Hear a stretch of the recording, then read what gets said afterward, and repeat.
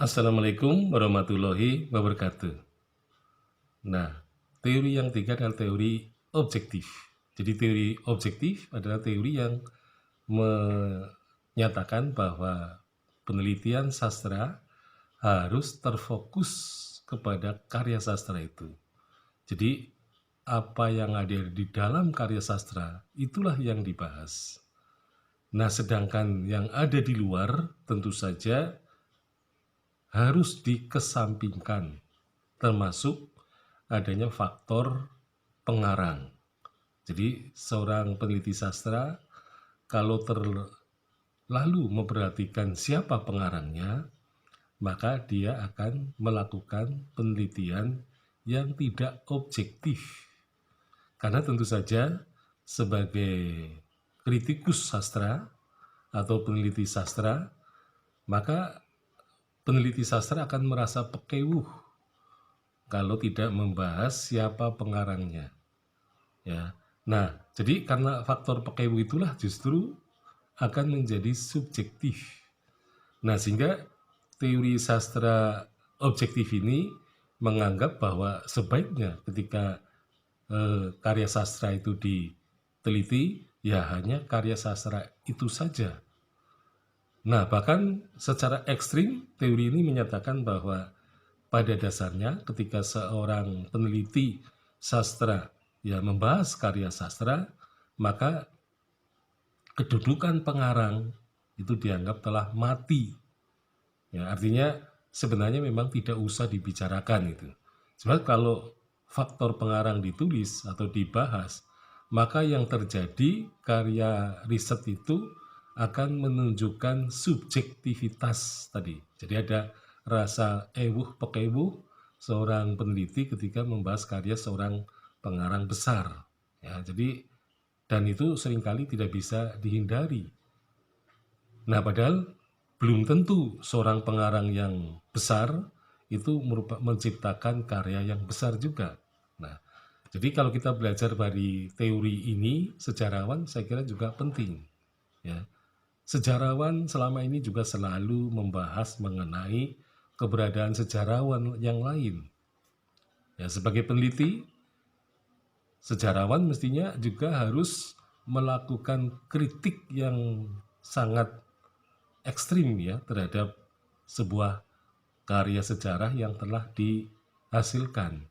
Artinya, sejarawan yang sedang meneliti tidak perlu pekewuh, tidak perlu merasa tidak enak, tidak perlu merasa tidak nyaman ketika membahas karya sejarah yang telah lahir sebelumnya.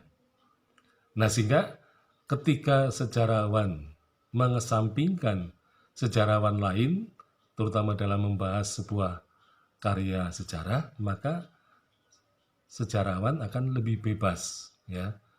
Jadi saya kira penulis ya atau sejarawan sebagai penulis sebaiknya memang tidak dibicarakan ketika sedang membahas karyanya itu, karena ya sikap kita akan menjadi tidak bebas, tidak tidak nyaman ya, dan juga kita merasa terbelenggu, merasa benar-benar terbelenggu karena tidak enak hati ya, terhadap sejarawan kita bahas. Jadi kita bisa meniru orang-orang ilmuwan sastra yang menyatakan bahwa pengarang telah mati atau sejarawan telah mati. Kita tinggal membahas karyanya tanpa menghadirkan pengarangnya.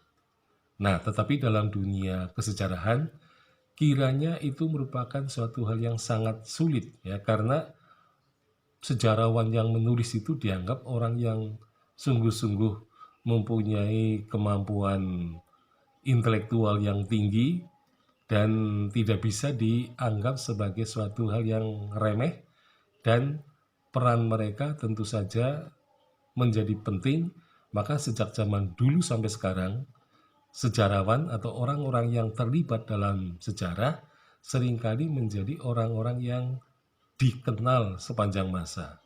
Ya, jadi sejarawan pada masa yang lampau itu memang sudah bisa menempati posisi kehidupannya di tengah-tengah masyarakat sebagai orang yang cerdas.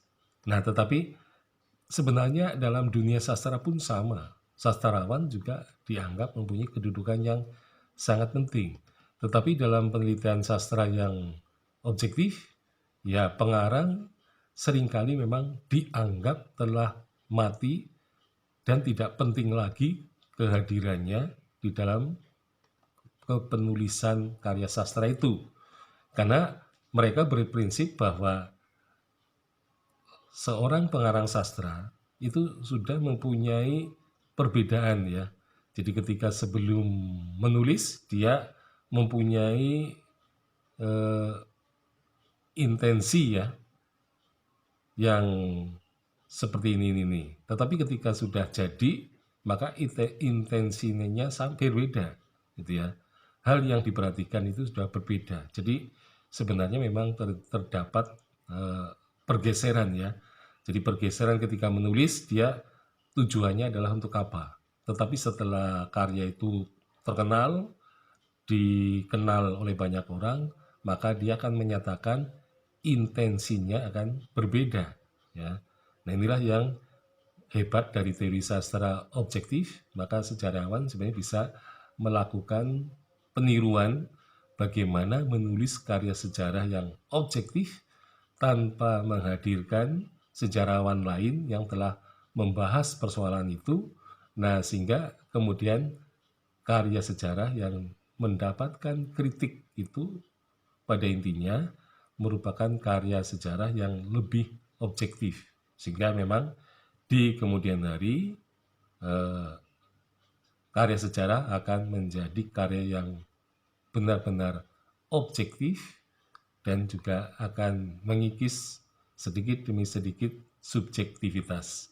Sekian, Assalamualaikum warahmatullahi wabarakatuh.